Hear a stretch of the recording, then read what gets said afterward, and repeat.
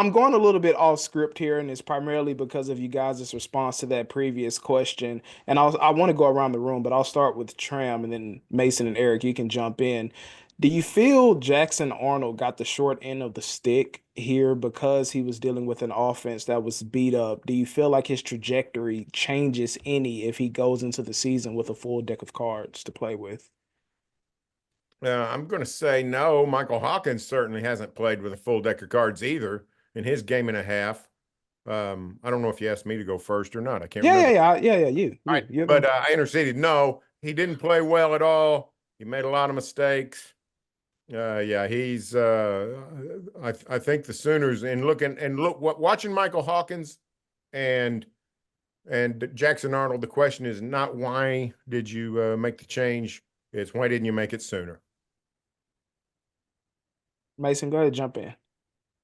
Yeah, I think the only like piece of it where you could say that Jackson Arnold maybe got the short end of the stick is I don't think Seth Luttrell put him in position to be successful through those first 3 or 4 games. I think there was stuff that they were doing with the offense that was maybe too complex for Arnold to comprehend and know how to execute at this stage in his career. But at the same time, like I said previously, Jackson Arnold didn't get benched because he couldn't move the ball, period, behind a shoddy offensive line with no receivers. He got benched because he put the ball in harm's way. And so for that, he only has himself to blame.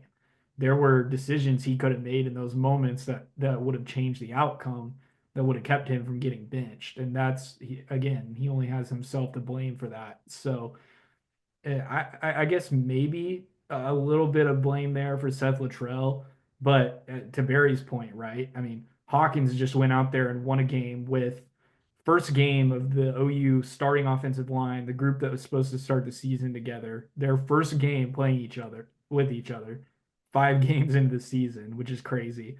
And then he also still didn't have his top 5 receivers, and yet he was able to get it done. This is a tough sport, and while Jackson's body of work is only 5 games, we look at the two biggest games. We look at Arizona last year, we look at Tennessee this year, and he had 7 turnovers. And that or se- and we just look at the turnovers, and that's big. And it's unfair. We look at the receivers he didn't have. We look at the offensive line that he did have, and it was tough.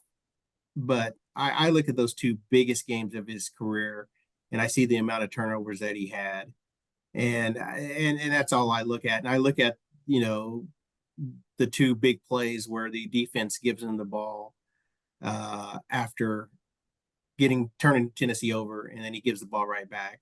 Two biggest plays, and I just see the mistakes that were made. And again, I feel bad for Jackson because it's a tough situation because of the injury situation.